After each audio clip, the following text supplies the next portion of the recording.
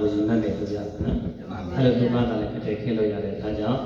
ဒီကတိခင်းတဲ့သံဃာကိုအာရုံယူပဲနဲ့သာသနာတော်မှာရှိတဲ့သံဃာတွေကိုအာရုံပြုပြီးလို့ပြောနော်မှန်ပါဗျာအဲအားလုံးလိုက်စမယ်မယံပန်းတိသံသာရ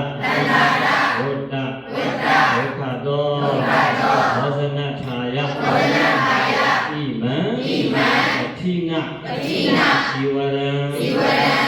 သံဃတဒေမနိဗ္ဗာနတသစ္စယောဟောတုသင်္ခယဤတော်တို့သည်လုံးစုံသောသံဃာဝိစေယမမြောက်ပါရခြင်းကျိုးကဤကတိလျာယတေနံကိုသံဃာတော်ရှင်မြတ်တို့အားနိဗ္ဗာန်ဤမှန်၍သုဓမ္မာဤရှင်ဘုရား